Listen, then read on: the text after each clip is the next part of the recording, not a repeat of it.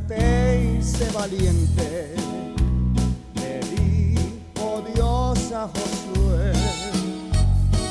Siervo Moisés ha muerto y ahora le toca a usted pasar el Jordán y al pueblo a la tierra que antes hablé, tierra que es prometida, allí donde hay leche y miel. Nunca se aparten de ti este libro de la ley, de día y de noche lo leas y en él pensarás también. Dijo Jehová a Josué: nadie te podrá hacer frente en todos los días de tu vida. Como estuve con Moisés, estaré contigo, no te dejaré ni te desampararé. Entonces harás prosperar tu camino y tus obras también, y en él vas a meditar y todo te saldrá bien. Yo quiero que te esfuerces, a nadie vayas a temer, nadie te podrá hacer frente, yo nunca te dejaré. Así con Moisés estuve, nunca te podrán vencer, nadie te podrá hacer frente, contigo siempre estaré.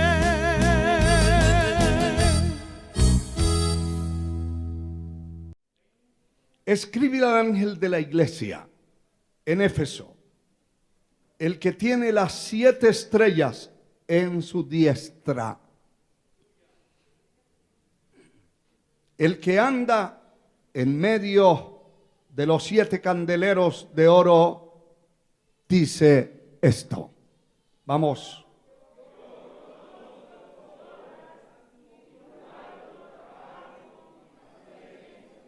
Aleluya.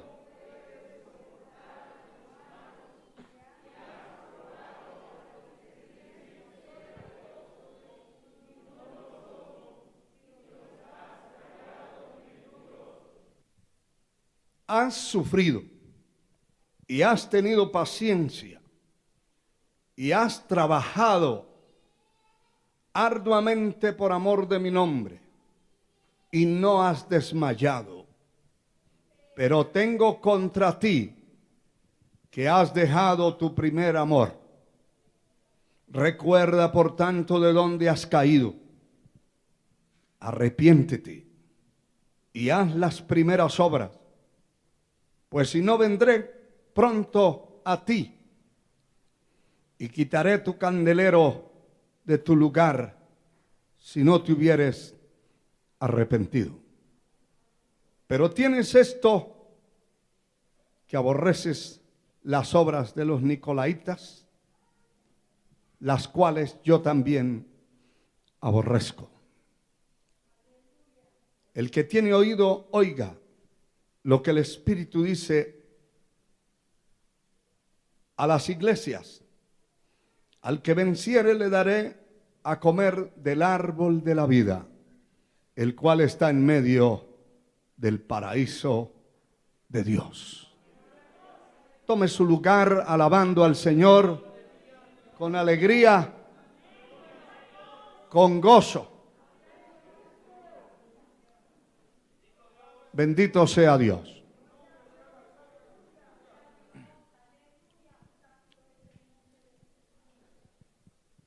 Las 7 iglesias, en una reseña histórica, quiero explicarle, porque con la ayuda del Señor vamos a estudiar esas 7 iglesias que están escritas y que cada una tiene un mensaje poderoso y un mensaje de actualidad. Eso no fue directamente solo para ellos. Aquí hay muchas cosas importantísimas que tienen que ver con la vida que vivimos hoy, con el trabajo que estamos haciendo, con las luchas que estamos teniendo, con toda la oposición del infierno que se está atrincherando en los diferentes lugares de la tierra. Estas cosas son un llamado directo a su vida y a la mía. Hemos insistido y seguiremos insistiendo que aquel que no lucha, que no pelea, que no batalla contra las tinieblas, será un muerto más dentro del Evangelio. El Señor reprenda a Satanás, pero cada persona que quiere mantener la vida espiritual dentro de su ser tiene una batalla de vida o muerte. Si usted no peleó, si usted bajó la cabeza ante el enemigo y le puso la espalda, el enemigo no vino a jugar ni a pasarle la mano a nadie. Vino a matar, a robar y a destruir. Con el enemigo de Dios no se juega. Ahí no hay juego. Ahí hay muerte. Las 7 iglesias estaban representando el tiempo de la iglesia en la tierra. Y por ende, una representaba a todas las iglesias existentes. No era que fueran exclusivamente 7 y que ya no habían más. No, el Señor escogió 7 para representar esos periodos en la tierra.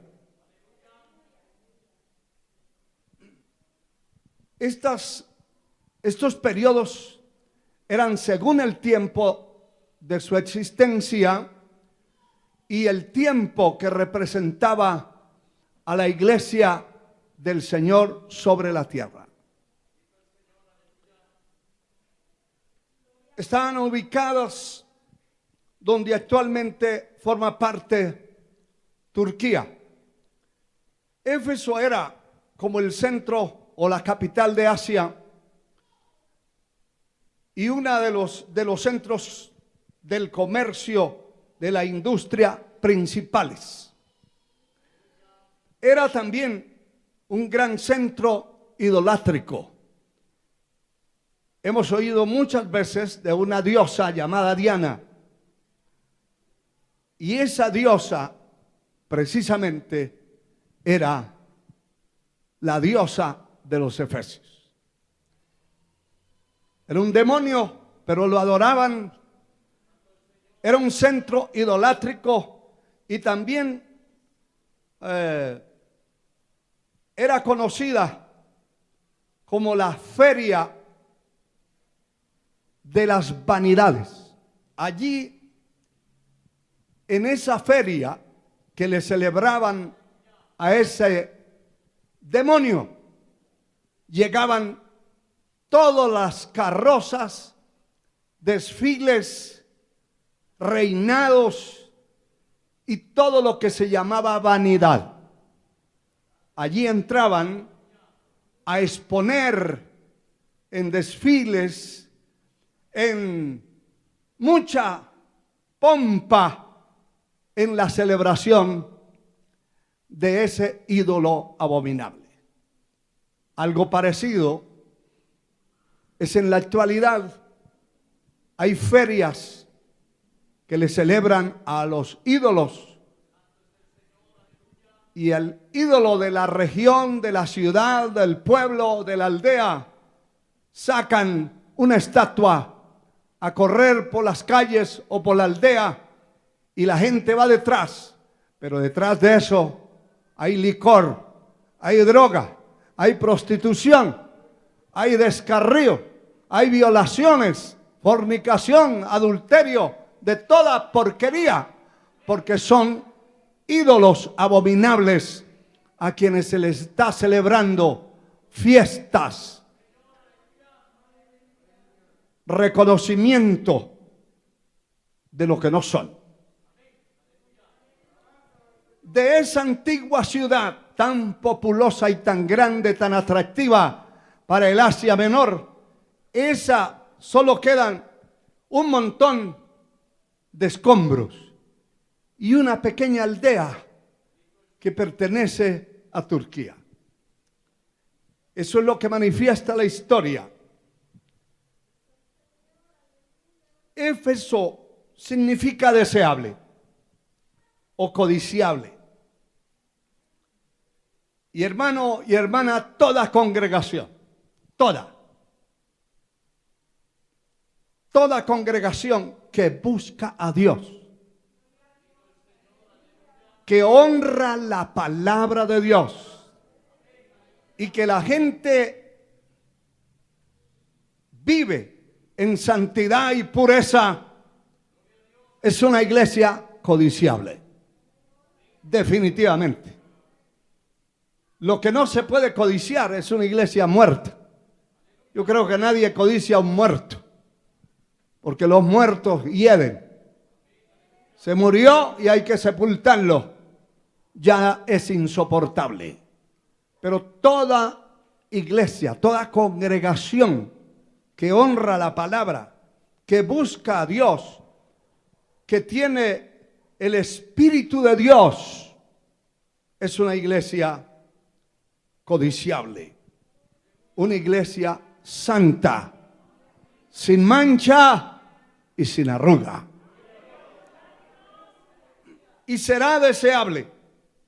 Hay unas páginas anteriores, está las epístolas del apóstol Pedro, y en la primera encontramos una referencia muy importante de lo que estamos diciendo, el capítulo 1, versículo 15 y 16, y dice lo siguiente: sino como aquel que os llamó es santo, sed santos también vosotros en toda vuestra manera de vivir.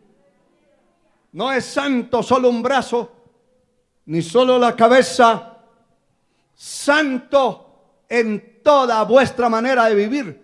Ahí podíamos estacionarnos a hablar de esto mucho tiempo, porque la santidad no solamente está en el corazón, en el alma, se manifiesta en el cuerpo. La santidad verdadera es interna y externa, y es una demostración de las palabras, de los hechos, de la conducta de las personas. La persona tiene que manifestar y demostrar públicamente que de verdad se convirtió a Cristo. Y si de verdad se convirtió la dama a Cristo, su manera de vestir tiene que cambiar. El hombre tiene que cambiar su manera, hasta de peinarse y hasta de mandarse a recortar el cabello. Son cosas que parecen elementales o insignificantes, pero así es. El cristiano tiene que ser diferente al mundo en todo. Eso no me lo invento yo. Aquí dice: sed santos en toda vuestra manera de vivir. ¿Por qué? El verso 16 dice: porque está escrito está, sed santos, porque yo soy santo. Está hablando el Señor. La iglesia tiene que tener esa característica. Y cuando la iglesia tiene esas características de pureza, de limpieza, de haberse apartado del mundo y de ser diferente, es una iglesia codiciable. ¿Codiciable por quién? Primero, agradable, aceptable delante de la presencia de Dios. Y segundo, aunque no lo crea, es una iglesia Un pueblo codiciable para el infierno. El infierno no va a codiciar a alguien que está de parte de él. Eso ya lo tiene. La gente codicia lo que no tiene. Y el diablo codicia lo que no tiene. Lo que ya tiene, ¿para qué codiciar? Pero esa iglesia del Señor en la tierra, aparte de ser la oposición abierta del infierno, el diablo codicia tener esa gente en sus garras, que el Señor lo reprenda. Por eso este ataque infernal que vino al mundo, que ya va para 2 años, el principal ataque fue contra la iglesia. Callar la iglesia, cerrar los templos, porque eso ofende al infierno y a todos sus demonios, que el Señor los tenga debajo de sus pies. Y fue vencido el infierno en la cruz del Calvario, derrotados para siempre. Todos esos intentos el enemigo los ha buscado de diferentes maneras para callar la verdad de Dios en la tierra. La iglesia que porte ese mensaje y que lo demuestre con una conducta totalmente diferente al mundo, es un pueblo codiciable. Entienda que si usted se guarda para Dios, el principal que lo codicia es Satanás. El Señor lo reprenda. Lo codicia, quiere tenerlo en sus garras. Por eso son los ataques, por eso es la oposición, por eso son las luchas y las batallas que libramos. Por eso hay tantas tentaciones que el enemigo pone, porque quiere ver de qué manera esa persona se rinde a él de nuevo. La sangre de Cristo tiene poder.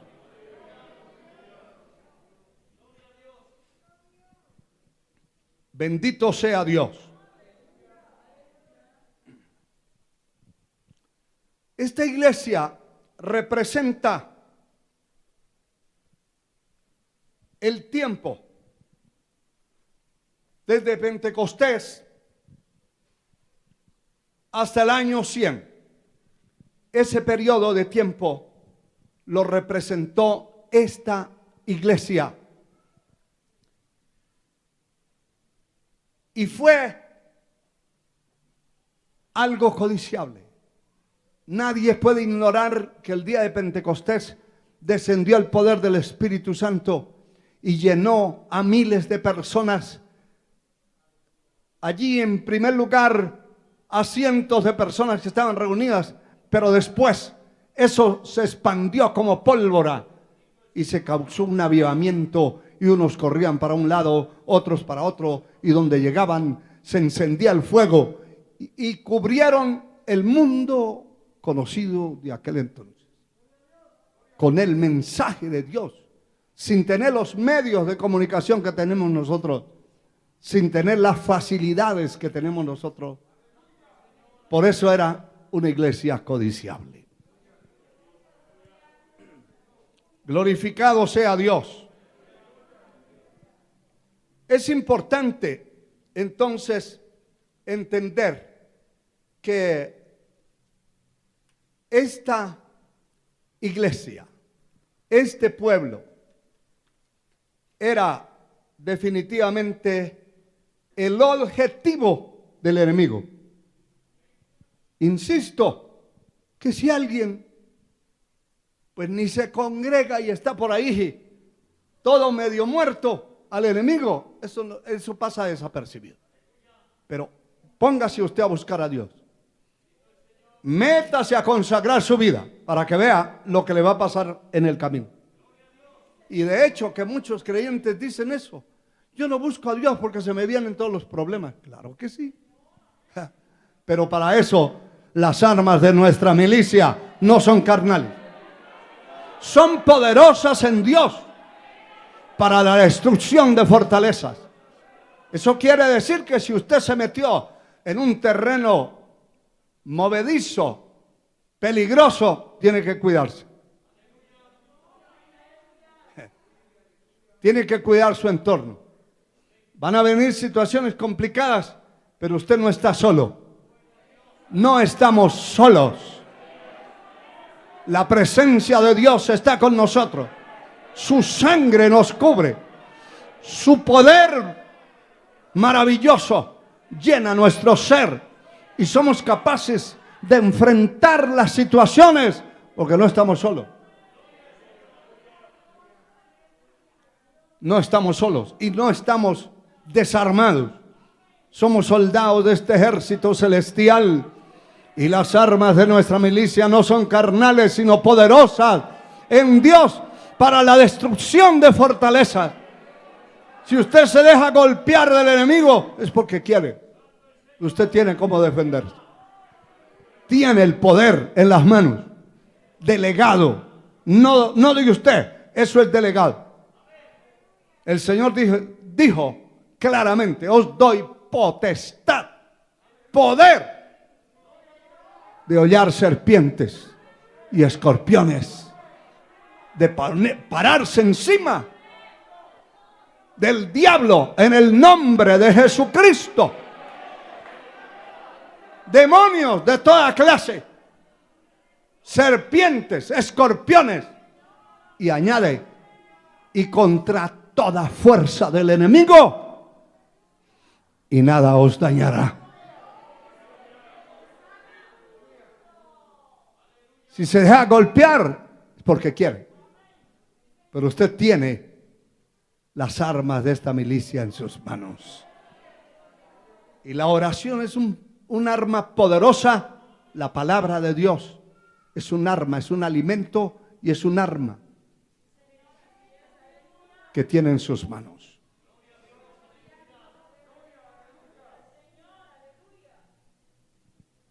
Entramos a mirar algunos aspectos importantes que están escritos para esta iglesia, para usted y para mí. Escribe al ángel de la iglesia en Éfeso. Note que no estaba enviando el Señor a una congregación un mensaje a los ancianos de la iglesia, a los diáconos, a los líderes de grupos. El mensaje era directo al pastor. Aquí es denominado como el ángel de la iglesia. Cuando meditamos nosotros en el servicio o trabajo o actividad de los ángeles son mensajeros de Dios al servicio de la iglesia. Si miramos al pastor de una iglesia que sirve a Dios y que es una iglesia genuina, identificada con el cielo, con la palabra, pues ese hombre es un guardián.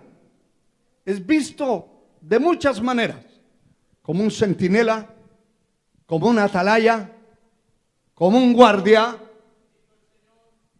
como un sobreveedor que está viendo, como una persona que tiene que corregir, exhortar, llamar la atención, reprender, establecer y poner a cada uno en su lugar. Las responsabilidades de un verdadero siervo de Dios son grandes. Son grandes. Y Dios, un día, dice la palabra, y cuando aparezca el príncipe de los pastores, vosotros recibiréis la corona de gloria que Dios ha preparado definitivamente para los que le aman.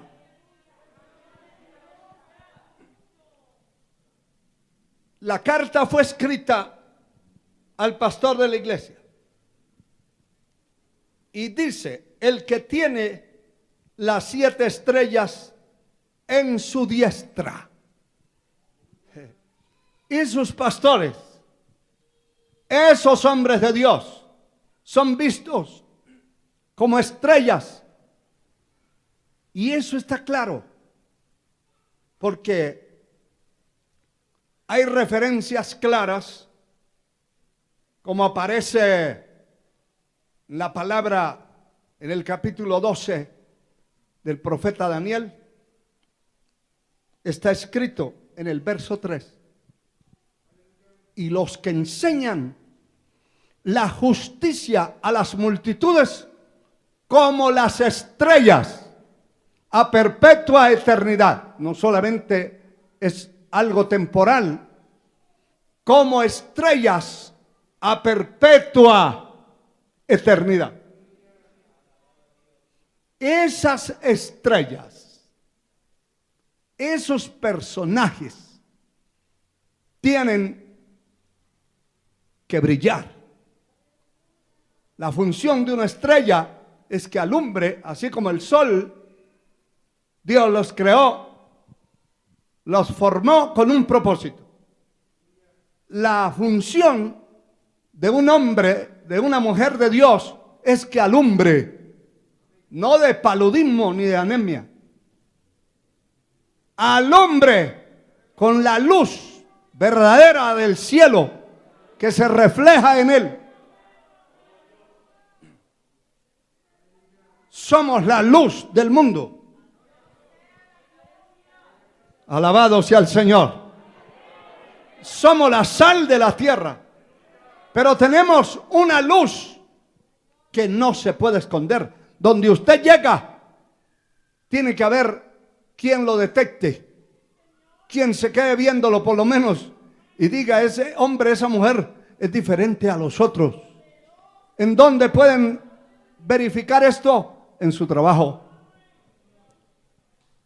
en los colegios, las escuelas, las universidades, las empresas, donde hay 20, 30 empleados y todos son borrachones, les gusta la droga, el adulterio, la inmoralidad, y allí hay uno que es la luz de esa empresa.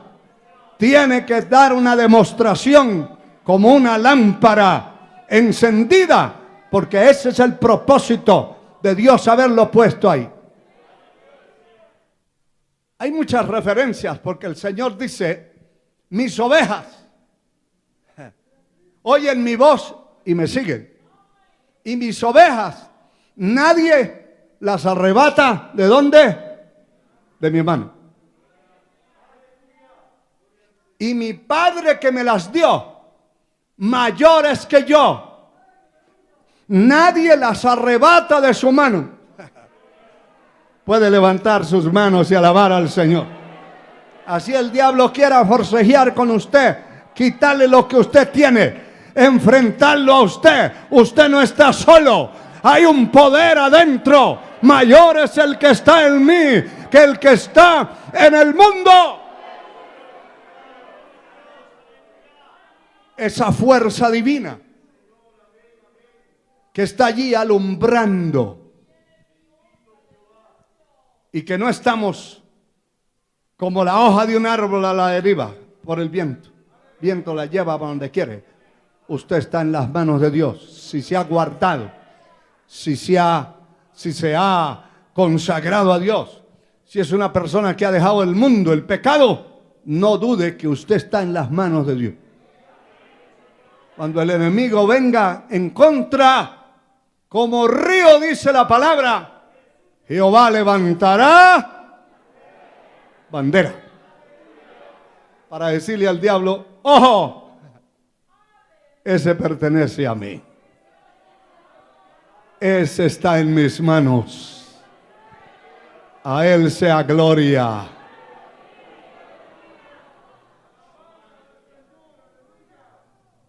ese que tenía en su mano derecha a estas personas, a estos hombres de Dios, vistos como estrellas, es el que anda en medio de los 7 candeleros de oro. Dice esto. Me llama mucho la atención cómo hace el Espíritu Santo una introducción tan profunda y poderosa de lo que va a decir. A veces decimos una verdad así como muy directa, y aunque es la verdad, pero golpea y hasta destruye. Por eso cuando usted va a decirle a alguien que se le olvidó pagarle aquella deuda de aquel dinero que le prestó, primero le cuenta testimonios, primero le habla de otros y le habla de los ladrones y le habla de los impíos y después le saca la muela como el dentista. El dentista primero le da su cátedra de su terapia psicológica y le aplica una anestesia y le aplica un calmante y después que da vueltas y todo, le dice, y esto no duele, solo respire profundo y ahí va.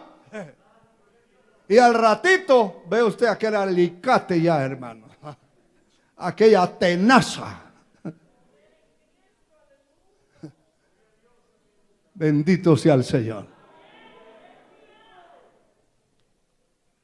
Los 7 candeleros representan el trono de Dios, el cielo, al Señor Jesucristo, con toda la sabiduría. El número 7 es el número perfecto y habla de muchas cosas importantes que se lleva mucho tiempo, porque allí en el arca también estaba la representación del cielo.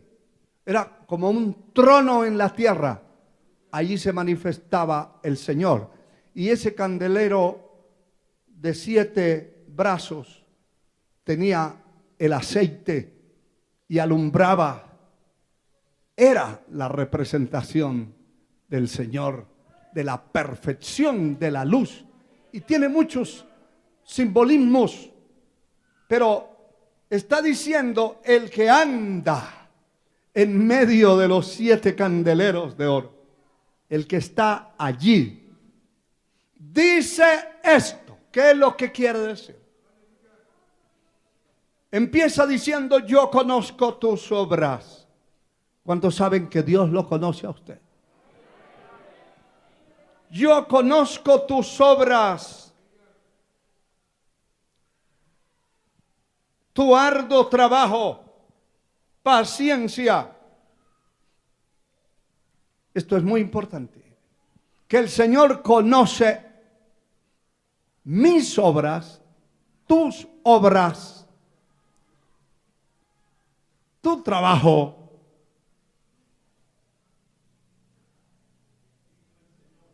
tu paciencia,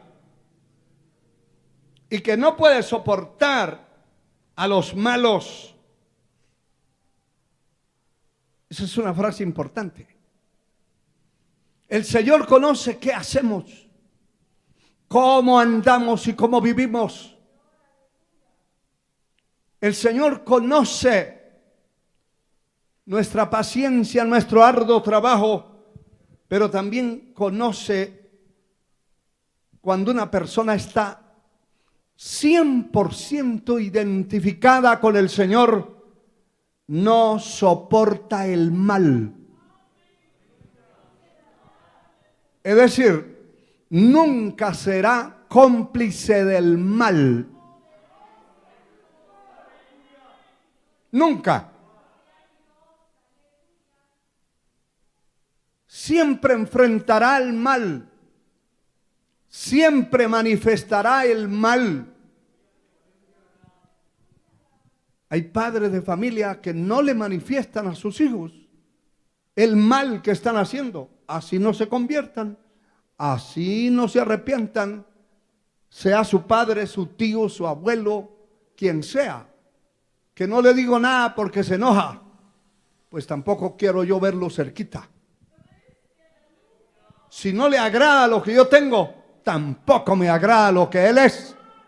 Si rechaza la verdad, no hay comunión la luz con las tinieblas. Sigan sus tinieblas y yo sigo en el camino de la luz. Pero cada vez que lo encuentre, le voy a señalar el pecado y le voy a decir que necesita a Cristo, que necesita un arrepentimiento genuino. Hace años, cuando estaban de moda esos equipos de sonido, que eso era como una competencia a ver quién tiene un equipo que suene más. Y muchos padres de familia permitían que sus hijos compraran esos tremendos equipos para poner música mundana, música corrupta, contaminante, y ellos, siendo cristianos, no tenían autoridad para mandar a pagar eso. Pero no solamente eso. El hijo o la hija podía venir en la madrugada a entrar a la casa y el padre o la madre no tenían autoridad para pararlo, para establecerle el camino, para no molestarlo, para no ofenderlo. Ahí estaba la señora toda soñolienta a la madrugada abriéndole la puerta al borracho, al drogadicto. El cristiano no es un esclavo del diablo. El verdadero cristiano no soporta esas cosas. O se establece una cosa o se establece la otra. O somos cristianos aquí o no lo somos. Esa es una característica que estamos leyendo, que dice: no puede soportar a los malos. Y ojalá que esté eso dentro de nosotros. Y has probado a los que se dicen ser apóstoles y no lo son, y los has hallado mentirosos.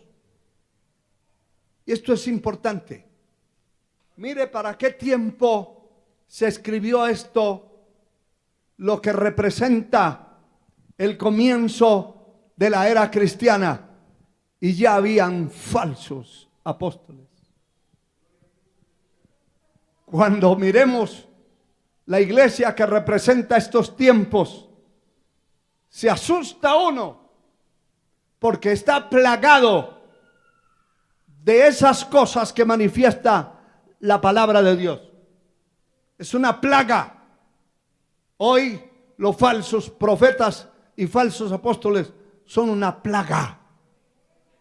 Una plaga que se reproduce más que esas langostas destructivas. No langostas del mar, sino grillos, insectos que destruyen grandes extensiones de tierra en cuestión de minutos, porque son plagas que caen por millones. Esa es una plaga actual, pero allí ya existían. Pero cuando la iglesia ha marcado la diferencia y ha marcado el camino a través de la palabra de Dios, el cristiano, la congregación que ha marcado la pauta y el objetivo hacia dónde va, por qué se congrega. No nos congregamos aquí para terminar de dormir.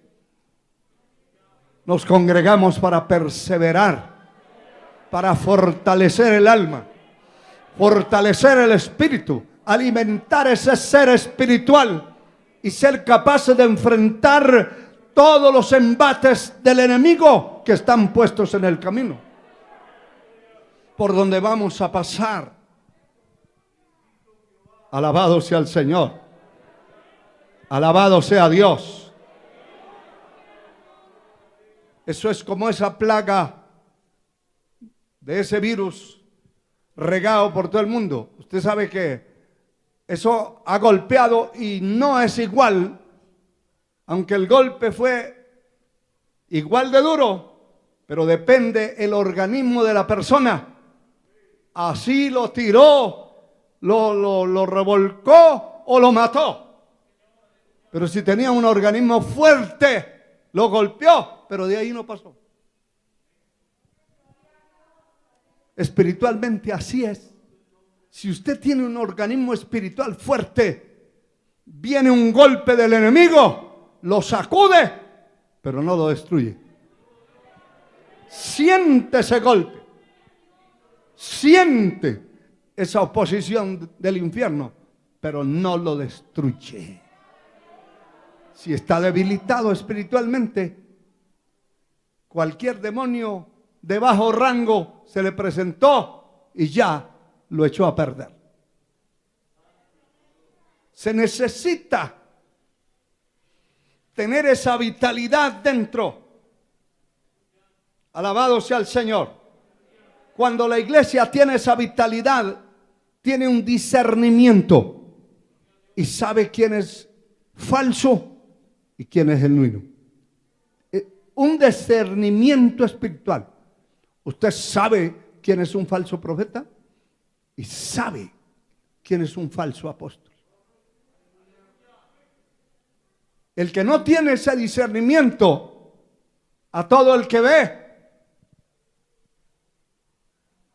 ministrando en la forma que sea, si le dijeron que era un apóstol, no lo distingue porque no tiene ese discernimiento, porque no es un cristiano genuino. Esta iglesia tenía ese discernimiento y dice que no soportaba a los malos. Y también había probado, porque hay que probar. Hay que probar. ¿De qué manera? A la luz de la palabra. Cualquiera puede decir, yo soy un profeta. ¿Así? Pues vamos a verlo acá, a ver si tiene las características. Cualquiera puede decir, soy un apóstol. Vamos a probar si realmente es o no, porque hay que probarlo. Y esta iglesia probaba y probaba, no soportaba a los malos y probaba los falsos ministros que ya estaban metiéndose y queriéndose introducir como lobos rapaces dentro de la iglesia para ese tiempo.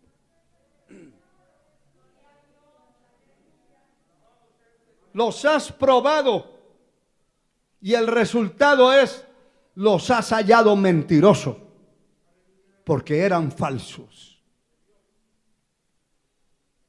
Has sufrido y has tenido paciencia y has trabajado arduamente por amor de mi nombre y no has desmayado. Me llama la atención que lo que el Señor mira no es lo que vamos a hacer en el futuro, aunque para Él no se le esconde nada. Él lo que le prueba a usted y a mí es lo que ya hicimos. Has sufrido. No dice vas a sufrir. Está hablando de un tiempo pasado, por donde ya pasó, ya cruzó. Has sufrido. Has tenido paciencia. Está hablando del camino. Has trabajado. Todos estos términos son en tiempo pasado. Y has trabajado arduamente por amor de mi nombre. No había mezclado ninguna otra cosa. Era por amor al Señor que hacía las cosas, el trabajo para la gloria de Dios. Y no has desmayado. Hermano, podemos pasar desapercibidos ante cualquiera en la tierra, pero delante de Dios no. Él sabe si realmente usted ha trabajado por su causa. Él sabe si realmente usted ha sufrido. Yo he sufrido. Cualquiera ha sufrido por su causa. Eso no es de decirlo. Es que Él lo sabe. Él conoce las intenciones del corazón. Mire, hermano, hemos visto esa escritura que está en el capítulo 17 del profeta Jeremías y que nos dice la palabra en el verso 10 lo siguiente: yo, Jehová, que escudriño la mente para dar a cada uno según su camino, según el fruto de sus obras. ¿Cuál es la intención del Señor? De escudriñar el corazón, la mente. ¿Cuál es la intención del Señor? Saber de qué manera hacemos las cosas para Él, para podernos pagar. Él nos va a pagar conforme a las obras, no conforme a lo que alguien dijo. No, conforme a lo que hizo para Él, conforme a sus obras. Esa recompensa no la podemos dejar pasar, ni se va a pasar por alto. El Señor va a pagar exactamente. Después de escudriñar la mente, probar el corazón, para pagar, para dar a cada uno según su camino, según el fruto de sus manos. Muy importante. Alabado sea el Señor. Y aquí dice, hermano, después de haberle puesto todos los calmantes para darle el mensaje, el Señor está resaltando el trabajo. Note eso. Está resaltando el sufrimiento. Está resaltando la paciencia. La está reconociendo y aprobando. Y eso es muy agradable de mi Dios, de mi Señor. Que Él le dice a usted o a mí lo bueno que hacemos, pero también lo malo. No todo el tiempo hablándole de lo bueno. Eso fue lo que Job dijo: recibiremos solamente lo bueno de Dios y no lo malo.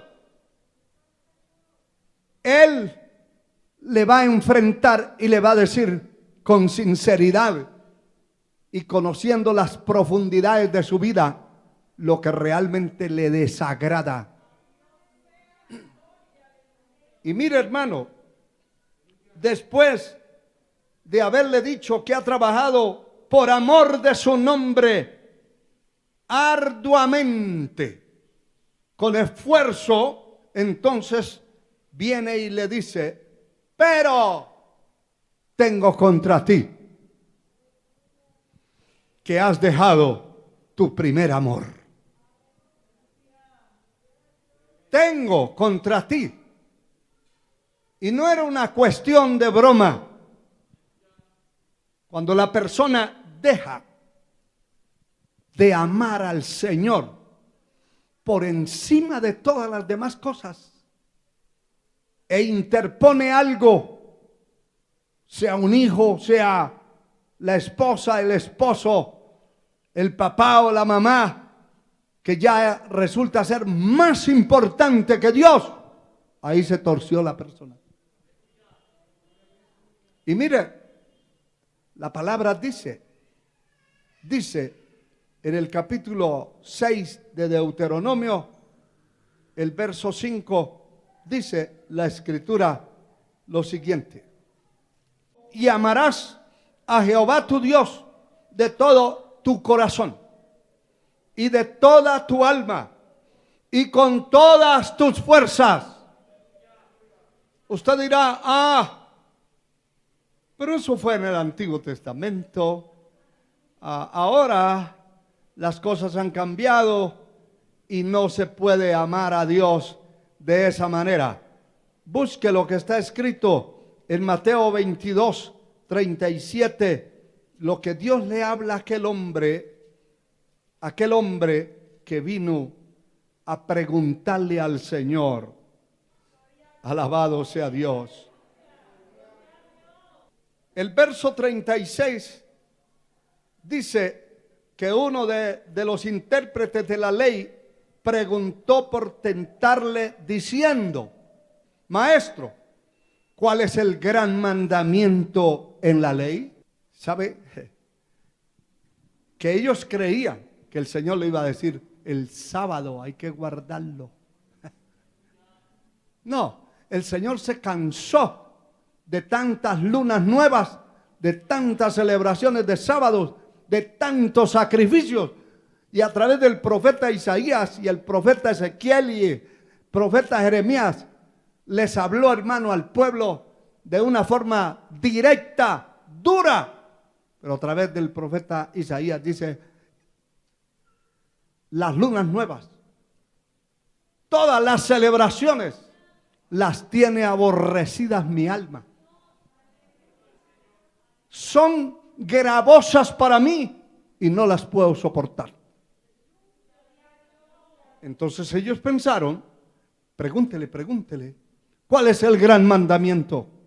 Y el Señor le da una palabra poderosa y le dice, Jesús le dijo: amarás al Señor tu Dios con todo tu corazón, con toda tu alma y con toda tu mente.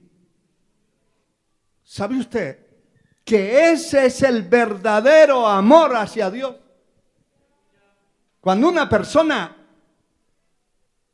está en lo que es bíblico, en su primer amor, no cambia un culto por irse a un centro comercial, no cambia un culto por andar por allá vagando en la calle. Supo que el templo está abierto, yo voy a adorar, voy a bendecir a Dios, voy a oír la palabra, porque tiene ese amor vivo y ama a Dios con todas las fuerzas, con toda la mente, con todo el corazón. Eso quiere decir que no se le olvida. Esta iglesia había dejado su primer amor, porque las cosas que le habla que ellos estuvieron haciendo fue de un pasado inmediato, pero era pasado. Ayer es inmediato a hoy, pero eso ya es pasado. Y el Señor le estaba diciendo: has sufrido, has trabajado, has tenido paciencia, ha pasado estas situaciones, pero yo tengo contra ti que ya no me amas, no amas mi obra, no amas mi palabra. ¿Cuánta gente ya no lee la Biblia? Ni un versículo. En sus casas se puede pasar una semana y no dobla las rodillas, y si la dobla se queda dormido. Ese amor se apagó. Y hay gente que es capaz de pasarse semanas, hermano, sin asistir a un templo, porque se murió eso. Y note como el Señor dice a esa iglesia y a usted y a mí: recuerda, por tanto, de dónde has caído. Porque eso lo sabe uno. Uno sabe de dónde cayó. Puede ser que usted cayó de dejar de leer la palabra. Ya no lee la palabra. Cayó en el concepto de que usted puede ver el culto desde su casa, de la comodidad de su sillón. ¿Sabe que algunos se han llenado de terror? Y como decíamos al comienzo aquí de este año, la mayoría de los que, el 99,5% de los que se han contagiado, se contagiaron por allá donde trabajan, se contagiaron por la otra parte, menos aquí. Sí, Señor. ¿Por qué? Porque hay gente que se llena de un terror y no quieren salir de su casa. Y ahí llega a visitarlo algún familiar y les lleva el mandadito. Les lleva la torta contaminada. Y hay gente que dice, pero yo no salía de la casa. Yo no salía a ninguna parte. Todo me lo traían acá. Sí, pero llegó quien llegó, quien mandó el diablo para sacarlo de la cueva. Poder en la sangre de Cristo.